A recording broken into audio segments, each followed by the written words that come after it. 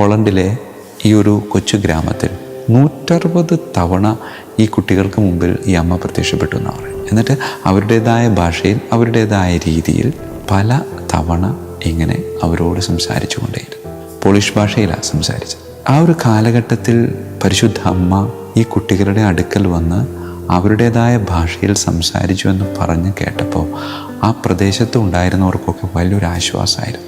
അവരുടെ ആചാരം, വിശ്വാസം, സംസ്കാരം, ഇതിന് ഭാഷ പോലും അവരിൽ നിന്ന് അടർത്തി മാറ്റപ്പെടുകയും ചെയ്തൊരു കാലഘട്ടം. ആരൊക്കെ നിങ്ങളെ വിട്ടുപേക്ഷിച്ചാലും എൻ്റെ മകൻ നിങ്ങളെ വിട്ടുപേക്ഷിക്കത്തില്ല. 160ാമത്തെ പ്രാവശ്യം പ്രത്യക്ഷപ്പെട്ടപ്പോൾ ഒരു നീരുറവ ചൂണ്ടിക്കാണിച്ചിട്ട് പറയുന്നുണ്ട്, ഇത് എൻ്റെ ഒരു സാന്നിധ്യമായി എന്നും നിങ്ങളുടെ കൂടെ ഉണ്ടാകുമെന്ന് പറയും. ഞാൻ നിങ്ങളെ ഒരിക്കലും വിട്ടുപിരിയത്തില്ല എന്നൊരാഹ്വാനം കൂടെ അമ്മ മക്കൾക്ക് നൽകുകയായിരുന്നു. അതിന്നും ഇപ്പോഴും അവിടെ നിലവിലുണ്ട്. ഈശോ മിശിഹായ്ക്കും സ്തുതിയായിരിക്കട്ടെ. ക്രിസ്തുവിൽ എത്രയും സ്നേഹം നിറഞ്ഞവരെ, ഇന്ന് പോളണ്ടിലെ ഗേറ്റ്സ്വാൾഡ് എന്ന സ്ഥലത്ത് 12ഉം 13ഉം വയസ്സ് പ്രായമുള്ള ജസ്തീന, ബാർബര എന്നീ 2 കുട്ടികൾക്ക് പരിശുദ്ധ അമ്മ പ്രത്യക്ഷപ്പെട്ടതുമായി ബന്ധപ്പെട്ട് സംസാരിക്കാനാണ് ആഗ്രഹിക്കുന്നത്. ഗേറ്റ്സ്വാൾഡ് എന്ന സ്ഥലത്ത് പ്രത്യക്ഷപ്പെട്ടതുകൊണ്ട് സ്വാഭാവികമായിട്ടും ആ പ്രത്യക്ഷീകരണത്തിൽ വന്ന പരിശുദ്ധ അമ്മയെ നാം വിളിക്കുന്നത് ഗേറ്റ്സ്വാൾഡിലെ അമ്മ എന്നാണ്.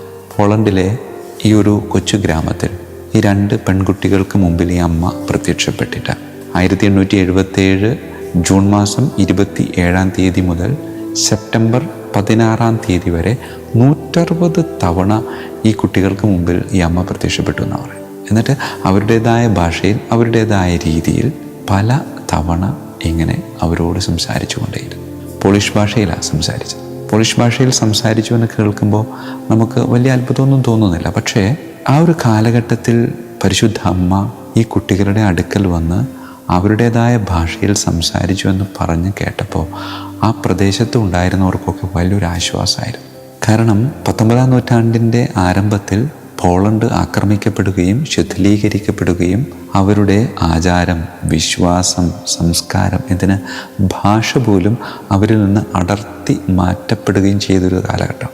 അവരുടെ ഭാഷ സംസാരിക്കാൻ പാടില്ല, അവരുടെ വിശ്വാസം സംരക്ഷിക്കാൻ പാടില്ല, അവരുടെ ആചാരങ്ങൾക്ക് വിലക്ക് ഏർപ്പെടുത്തി, അങ്ങനെ ഒരുപാട് കഷ്ടതകളിലൂടെ കടന്നു പോകുമ്പോൾ അവരുടേതായ ഭാഷ ആരെങ്കിലും സംസാരിച്ചിട്ടുണ്ട് എങ്കിൽ അവർക്ക് കഠിന ശിക്ഷ ലഭിച്ചിരുന്ന ഒരു കാലഘട്ടത്തിൽ പരിശുദ്ധ കന്യകാമറിയം ഈ 2 കുട്ടികളുടെ മുമ്പിൽ പ്രത്യക്ഷപ്പെട്ടിട്ട് 1-2 തവണയല്ല 160 തവണ പ്രത്യക്ഷപ്പെട്ട് അവരുടേതായ ഭാഷയിൽ സംസാരിക്കാൻ.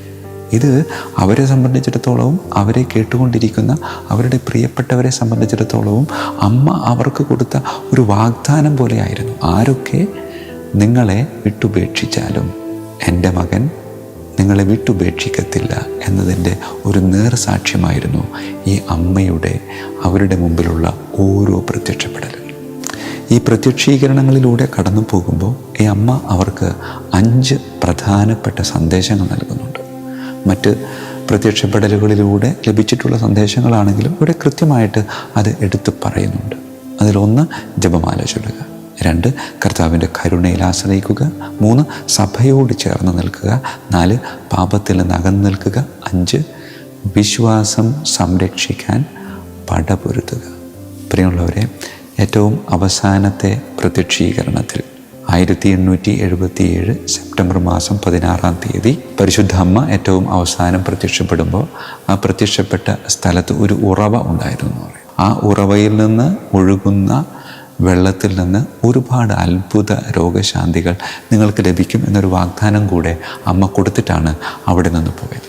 പ്രിയമുള്ളവരെ, 160 പ്രാവശ്യം പ്രത്യക്ഷപ്പെടുകയും 160ാമത്തെ പ്രാവശ്യം പ്രത്യക്ഷപ്പെട്ടപ്പോൾ അവിടെ ഉണ്ടായിരുന്ന ഒരു നീരുറവ ചൂണ്ടിക്കാണിച്ചിട്ട് പറയുന്നുണ്ട്, ഇത് എൻ്റെ ഒരു സാന്നിധ്യമായി എന്നും നിങ്ങളുടെ കൂടെ ഉണ്ടാകുമെന്നാണ് പറയും. തൽക്കാലത്തേക്ക് ഞാൻ നിങ്ങളെ വിട്ടുപോകുന്നു, പക്ഷേ ഞാൻ നിങ്ങളെ ഒരിക്കലും വിട്ടുപിരിയത്തില്ല എന്നൊരാഹ്വാനം കൂടെ ഈ നീരുറവയിലൂടെ അമ്മ മക്കൾക്ക് നൽകുകയായിരുന്നു. അതിന്നും ഇപ്പോഴും അവിടെ നിലവിലുണ്ട്. പ്രിയമുള്ളവരെ, ഈ പ്രത്യക്ഷപ്പെടലിലൂടെ അമ്മ പറഞ്ഞ 5 കാര്യങ്ങൾ അതിന്നും ഇവിടെയും വളരെ പ്രധാനപ്പെട്ടതാണ്. ജപമാല ചൊല്ലാം, കർത്താവിൻ്റെ കരുണയിൽ ആശ്രയിക്കാം, സഭയോട് ചേർന്ന് നിൽക്കാം, പാപത്തിൽ നിന്ന് അകന്നു നിൽക്കാം, വിശ്വാസം സംരക്ഷിക്കാൻ നമുക്ക് പടപൊരുതാം. പ്രാർത്ഥിക്കാം. കണ്ണുകളടക്കാം, കരങ്ങൾ കൂപ്പാം. കാരുണ്യവാനായ കർത്താവേ, അങ്ങയുടെ അമ്മ ഞങ്ങൾക്ക് നൽകുന്ന വലിയ പ്രചോദനങ്ങൾ ഉള്ളിൽ ഉൾക്കൊണ്ട് ജപമാലയെ മുറുകെ പിടിച്ച് കർത്താവിൻ്റെ കരുണയിൽ ആശ്രയിച്ച് സഭയോട് ചേർന്ന്